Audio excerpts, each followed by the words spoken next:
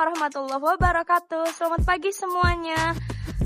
Sebelum kita jauh-jauh nih, aku perkenalan dulu. Nama aku Indanala Zulfa Permana dengan NIM 2410511120012 dari program studi agronomi angkatan 24. Nah, jadi hari ini kita akan melakukan tugas untuk mata kuliah perbanyakan vegetatif tanaman. Jadi kami ini diminta untuk menemui petani maupun pengusaha di bagian perbanyakan vegetatif tanaman dengan grafting maupun okulasi teman-teman semua. Nah, rencananya hari ini aku akan bertemu dengan Bapak Sujarwo. Bapak Sujarwo adalah seorang pengusaha. Beliau merupakan seorang petani di bagian untuk komoditas durian.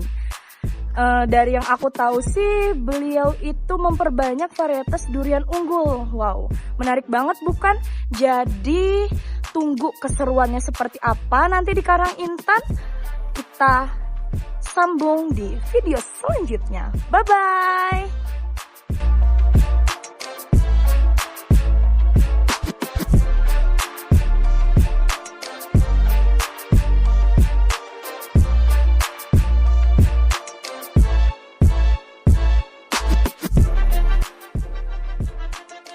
Baik, Bapak, sebelumnya terima kasih banyak untuk kesempatannya. Izin untuk memperkenalkan diri kembali, Bapak. Nama ulun Indanala Zulfa Permana.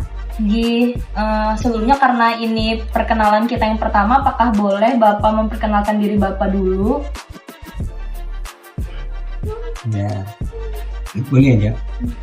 Nama saya Sujarwo Lembakti. Saya sebenarnya ya bukan asli sini, tapi sudah lama di sini kan. Mulai tahun 85 sudah di wilayah sekitar sini. Ya istilahnya ya memang sudah tetap di sini sekarang. Sudah lama juga di Kalimantan ya Bapak ya? Bapak aslinya orang mana Bapak? Saya asli dari Jogja. Dari Jogja, Kulon kota Progo. pelajar. Iya.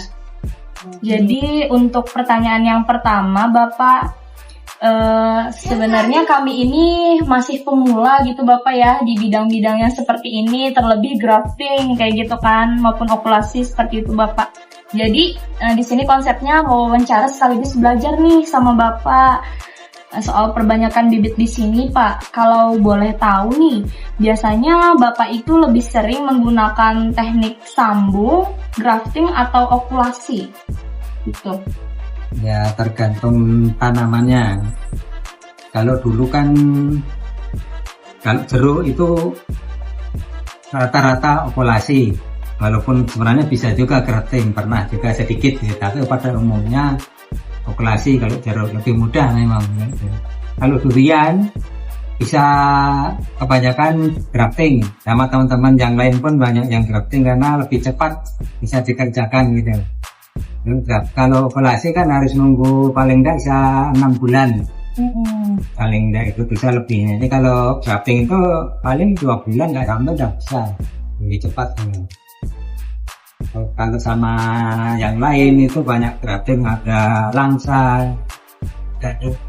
Kalau jenis bunga, jenis bugandil itu grafting rata-rata itu kalau kecuali nggak ada tunasnya, nggak muncul-muncul, kan ada yang tunasnya itu nggak mau muncul-muncul sampai lama, nah itu baru kita sisip sambung model semacam okulasi lah. Kita sisipkan itu bisa. Berarti dalam satu tanaman itu bisa kita kombinasikan Bapak ya untuk grafting dan okulasi sendiri. Baik Bapak. Satunya kalau bisa yang masih muda itu di atap lah, nggak kena hujan lah gitu. Dikasih naungan. Ya, naungan yang kena hujan, atau kalau sering pakai fungisida ya agak sering kalau musim cuacanya banyak hujan. Jadi nggak bisa. Durian itu memang paling rawan kena jamur-jamur itu. Nah, pertanyaan selanjutnya nih Bapak, mengenai rahasia sukses dan tantangannya.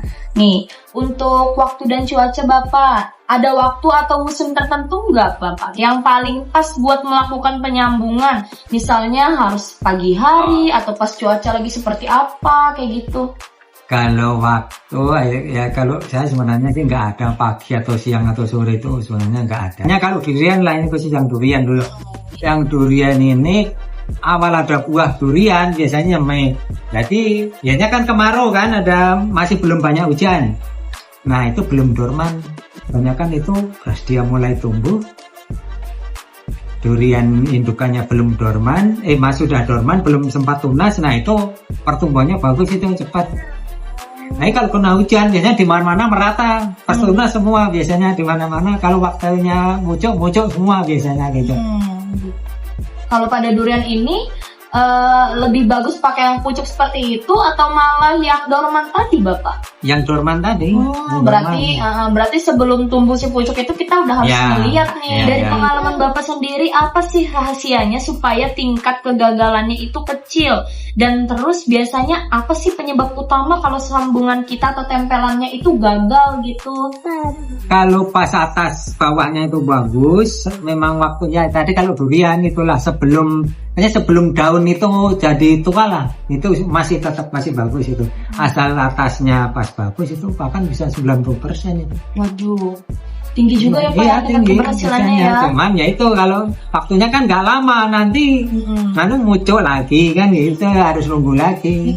Pas bawahnya kadang-kadang nanti ketuaan, kecuali ngambil di atas. Ngambilnya di atas bisa agak tinggi sedikit. Untuk selanjutnya nih Bapak, setelah proses sambung atau penempelan selesai Bapak, nih bagaimana sih perawatannya? Apakah ada perlakuan khususnya? Misalnya soal penyiraman atau penempatan bibitnya. Tadi Bapak udah ada bilang tuh bahwa naungan, kita perlu naungan gitu kan ya.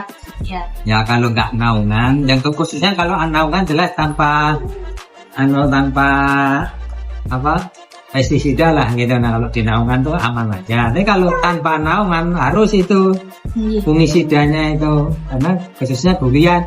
Nah kalau jeruk itu justru pakai inseknya, itu ulat yang biasanya yang paling sering makan. Kalau jeruk itu ulat. Ulat itu mulai dari tanam biji itu sudah ada ulatnya biasanya. Nggak lama tumbuh itu udah dimakan itu kalau nggak kita sering semprot. Semprot ya Bapak ya. Jeruk itu harus paling nggak 10 hari sekali itu harus semprot itu. Kalau nggak pasti ulatnya. Gitu. Terus pertanyaan terakhir kita mengenai kualitas sendiri Bapak. Menurut Bapak, di antara kedua teknik tadi, antara grafting sama okulasi, mana sih yang paling cepat berbuah atau hasilnya itu paling kuat dan paling cepat bisa dilihat oleh kita menurut pengalaman Bapak? Itu rasanya kurang lebih aja itu kalau sistemnya ACT grafting sama okulasi itu. Cuman kalau okulasi kan biasanya duluan batangnya tua duluan, batangnya gede duluan gitu lah. Jadi kelihatannya lebih cepat karena sudah batang bawahnya lebih tua lebih dulu kan. Iya Bapak. Kalau grafting kan biasanya cari yang masih muda. Tapi kalau untuk jenis mangga segala itu sebenarnya batang tua nggak apa-apa. Sistem sekarang yang untuk walking itu kan potong tepang dulu kan. Pak, ada pesan atau tips nggak Pak buat saya atau kami semua nih yang masih belajar supaya kalau nanti praktik grafting atau enggak okulasi itu nggak gagal gitu? Ada nggak tipsnya dari Bapak? Ya kan jelas tanaman tuh harus benar-benar subur lah. Kalau nggak subur mau grafting kan jelas persentase, nah apalagi jenis duku, jenis langsat itu kan harus subur itu walaupun tua sebenarnya bisa, cuman harus subur. Batangnya agak tua. Ya Bapak, terima kasih banyak sebelumnya ya Bapak ya untuk sudah berbagi ilmu, dan pastinya kami doakan semoga selalu sukses usahanya Bapak ya. Nih Bapak dadah dulu ke kamera Bapak. Dadah.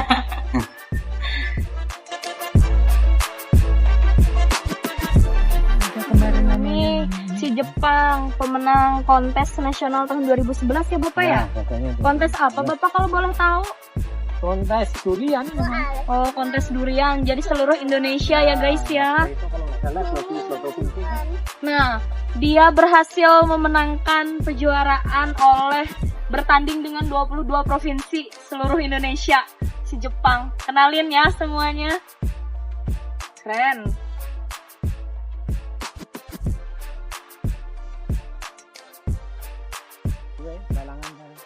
Guys, ini cempedak juwai asli dari Balangan.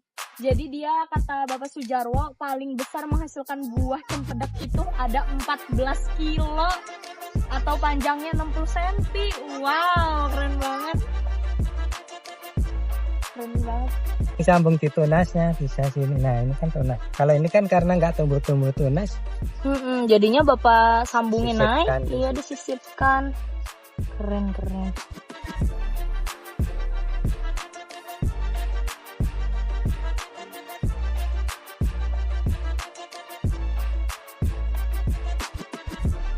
Yang seperti ini, jadi dia itu dililit, diikat, nah atasnya juga dililit seperti ini, dililitin, jadi di bagian penempelannya itu nggak ada yang terbuka seperti itu. Nah nanti saat udah mau muncul tunasnya baru dibelah sedikit biar si daunnya ini bisa keluar kayak gini teman-teman semua.